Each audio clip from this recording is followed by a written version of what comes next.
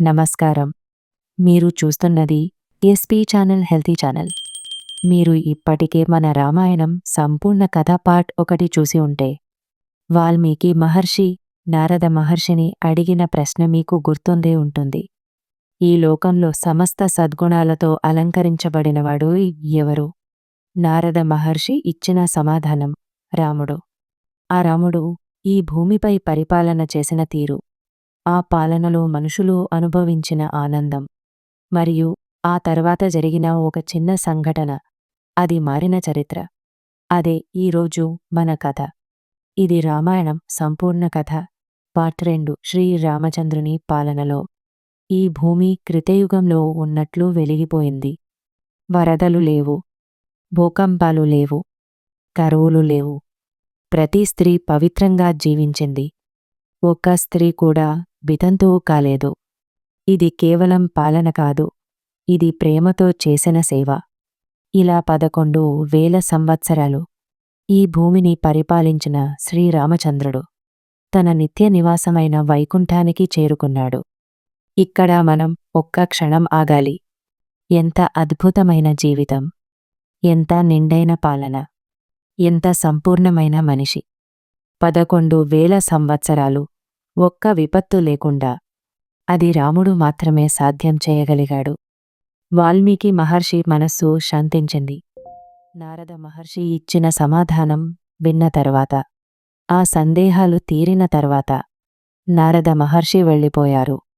మళ్ళీ ఆ దివ్య జగత్తులలో తిరుగుతూ శ్రీమన్నారాయణుని లీలలను కీర్తిస్తూ 3 లోకాలకు శుభాన్ని కలిగిస్తూ నారదుడు తన దారిన వెళ్ళిపోయారు.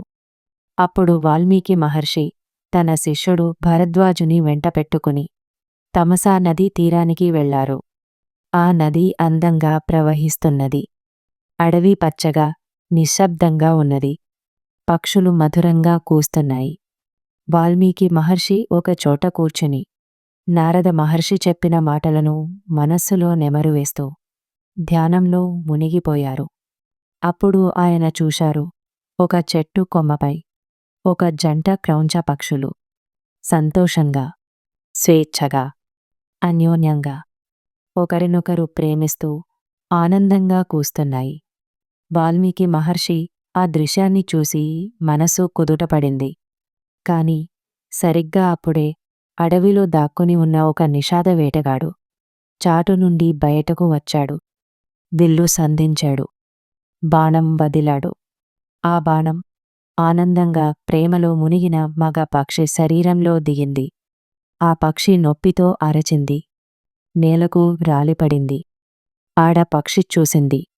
కొంతసేపు ముందే తన ప్రేమలో మునిగి ఉన్న తన జోడు ఇప్పుడు రక్తంలో పొర్లాడుతోంది.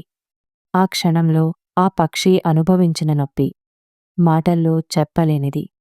ఆ ఆడ పక్షి పెట్టిన ఆర్తనాదం ఆ అడవిని దాటి వాల్మీకి మహర్షి గుండెలోకి దిగింది. వాల్మీకి మహర్షి హృదయం ద్రవించిపోయింది. కరుణతో నిండిపోయింది. ఆ నిషాద వేటగాడు చేసిన క్రూర కార్యం చూసి మహర్షికి కోపం వచ్చింది. ఆ కోపంలో నుండి ఆయన నోటి నుండి మాటలు వచ్చాయి. మా నిషాద ప్రతిష్ఠాం త్వమగమ శాశ్వతీ సమా యత్క్రౌంచ మిథునాదేకమవధి కామమోహితం. ఓ నిషాద, పక్షి హంతక, ప్రేమలో మునిగిన అమాయక మగ పక్షిని నిర్దాక్షిణ్యంగా చంపిన నీకు శాశ్వతంగా మనశ్శాంతి కలగకుండా పోవుగాక. నీ పాపానికి నీవు చిరకాలం పశ్చాత్తాపపడుగాక. కాని ఆ మాటలు నోటి నుండి వచ్చిన వెంటనే వాల్మీకి మహర్షి ఒక్కసారిగా ఆగిపోయారు. తనకు తాను సిగ్గుపడ్డారు. నేను శాపమివ్వాను. కోపంలో ఒక మానవుడిని శపించాను. ఇది మహర్షికి తగుణమా? ఆయనకు తెలుసు, ఈ లోకంలో ప్రతి జీవి ప్రకృతి వశంలో ఉంటుంది. ప్రతి జీవి తన స్వభావం ప్రకారం వ్యవహరిస్తుంది. ఆ వేటగాడు కూడా తన ప్రకృతిని అనుసరించాడే తప్ప మరేమీ కాదు. అయినా తాను కోపంలో శపించాడు. పశ్చాత్తాపం కలిగింది. మహర్షి మనస్సు మళ్లీ ధ్యానంలో మునిగింది. ఆ శాపం నోటి నుండి వచ్చిన తీరు, ఆ మాటల లయ, ఆ భావం, అది కేవలం కోపంలో వచ్చిన శాపం మాత్రమే కాదు, అది ఒక మహాకావ్యానికి పునాది. ఆ శ్లోకమే రామాయణానికి మొదటి శ్లోకం అవుతుందని ఆ సమయంలో వాల్మీకికి తెలియదు. ఇది రామాయణం సంపూర్ణ కథ. ఇక్కడ ప్రతి అడుగు ఒక అద్భుతం, ప్రతి సంఘటన ఒక పాఠం, ప్రతి మాట ఒక వేదం. ఈ ప్రయాణం ఇక్కడితో ఆగదు. పార్ట్ 3లో మనం చూడబోయేది ఆ శ్లోకం వెనుక దాగిన రహస్యం ఏమిటో, వాల్మీకి మహర్షికి స్వయంగా బ్రహ్మదేవుడు ఏమి చెప్తాడో, మరియు రామాయణం ఎలా రచించబడింది అనే అద్భుతమైన కథ. Stay tuned. మన ప్రయాణం కొనసాగుతోంది. ఈ వీడియో మీకు నచ్చిందా? అయితే లైక్ చేయండి, మీ వాళ్ళతో షేర్ చేయండి, బెల్ ఐకాన్ నొక్కండి. తదుపరి ప్రీమియర్ మీకు మిస్ కాకుండా. ఎస్పీ ఛానల్ హెల్తీ ఛానల్తో ఉన్నందుకు ధన్యవాదాలు. మళ్ళీ కలుద్దాం పార్ట్ 3లో. జై శ్రీరామ్.